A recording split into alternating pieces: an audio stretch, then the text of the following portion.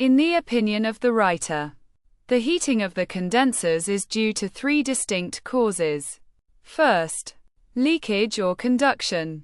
Second, imperfect elasticity in the dielectric. And third, surging of the charges in the conductor. In many experiments, he has been confronted with the problem of transferring the greatest possible amount of energy across a dielectric.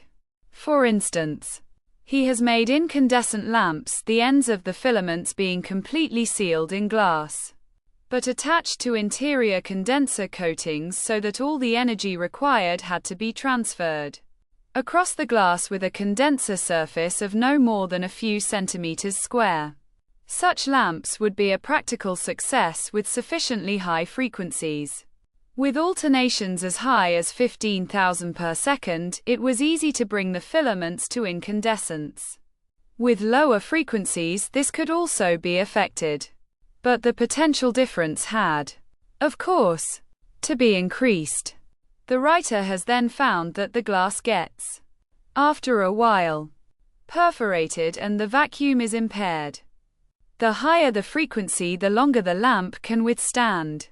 Such a deterioration of the dielectric always takes place when the amount of energy transferred across a dielectric of definite dimensions and by a given frequency is too great. Glass withstands best, but even glass is deteriorated. In this case, the potential difference on the plates is of course too great and losses by conduction and imperfect elasticity result. If it is desirable to produce condensers capable to stand differences of potential, then the only dielectric which will involve no losses is a gas under pressure. The writer has worked with air under enormous pressures, but there are a great many practical difficulties in that direction. He thinks that in order to make the condensers of considerable practical utility, higher frequencies should be used. Though such a plan has besides others the great disadvantage that the system would become very unfit for the operation of motors. If the writer does not err, Mr. Swinburne has suggested a way of exciting an alternator by means of a condenser.